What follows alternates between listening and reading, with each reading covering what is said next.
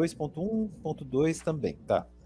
Eu vou ler. Quando são vencidos pelos argumentos tirados da... Ah, isso é interessante. Quer dizer, o amontoado de argumentos ad hoc que os gnósticos inventam para superar os próprios problemas que eles não conseguiram superar com base nas invencionices deles, né? Então eles pegam a Bíblia, fundamentam um sistema, aí alguém com a Bíblia refuta o sistema deles e não.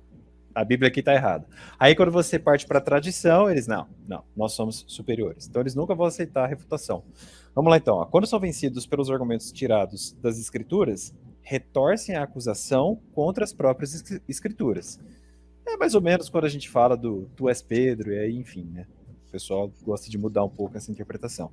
E também no 2.2. E quando, por nossa vez, os levamos à tradição que vem dos apóstolos e que é conservada nas várias igrejas, pela sucessão dos presbíteros, então se opõem à tradição, dizendo que, sendo eles mais sábios do que os presbíteros, não somente, mas até dos apóstolos, foram os únicos capazes de encontrar a pura verdade, como certo pastor famoso aí que foi perguntado no Twitter se um católico poderia ser salvo. Ele, depende. É só quem frequenta a igreja do pastor de 2019, que, enfim, né, que é o cara que encontrou a verdade. 2000 anos atrás, a igreja não importava de dar certo, né? Enfim. Teve um ponto que eu achei muito interessante desse trecho, desse capítulo aqui, né, da atitude dos hereges, que ele fala que os hereges, eles alegam ter uma tradição. Eles próprios alegam ter uma tradição. Ele fala que é como se os gnósticos estão falando pra gente que a gente não consegue ver todas as doideiras que eles veem porque a gente não recebeu a tradição gnóstica, né? A gente não recebeu a interpretação correta a partir da tradição deles. Só que ele faz o questionamento aqui, né? Só que aí que tá, cada um deles diz que esta sabedoria é a que ele próprio descobriu, ou melhor, inventou. E assim se torna normal que a verdade se encontre ora em Valentim, ora em Marcião, ora em Cerinto, e depois em Basílides, que é o cara dos 360 eons, é sempre bom lembrar disso, ou em algum outro contendente. Então é tipo, cada um deles fala, não, porque nós somos tradicionais, a gente aqui está fazendo a tradição. Pô, mas aí tem todo mundo está dizendo que tem a tradição, sabe? Tipo, o que faz melhor o Valentim, o que faz melhor o Marcião, não faz sentido nenhum. E aí que tá, a tradição que deveria ter valor nesse contexto é justamente a tradição que foi conservada pelos apóstolos, que foram justamente quem escreveu a Bíblia.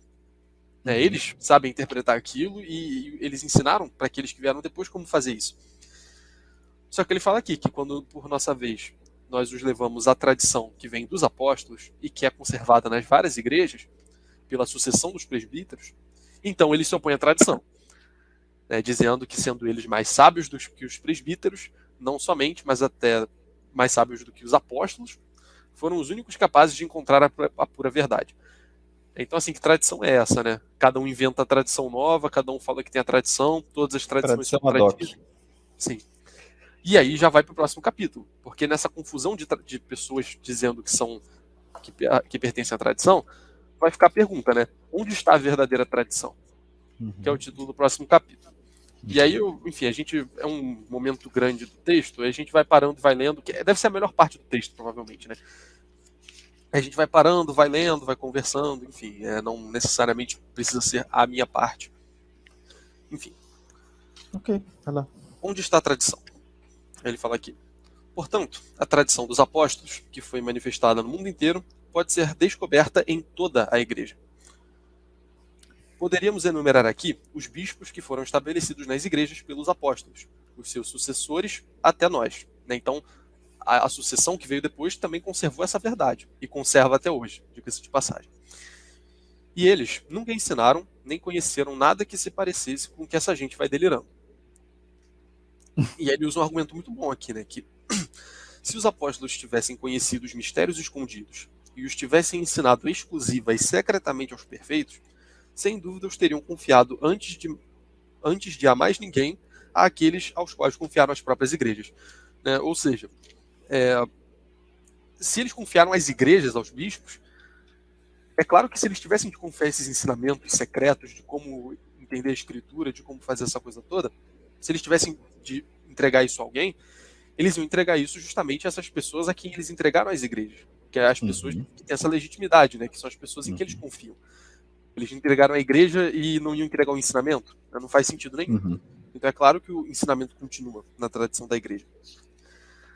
Mas, diz ele, visto que seria coisa bastante longa elencar numa obra como esta as sucessões de todas as igrejas, vamos nos limitar à maior e à mais antiga e conhecida por todos, que é a igreja fundada e constituída em Roma, pelos dois gloriosíssimos apóstolos Pedro e Paulo, e indicando a sua tradição recebida dos apóstolos e a fé anunciada aos homens, que chegou até nós pelas sucessões dos bispos, e assim refutaremos todos os que, de alguma forma, quer por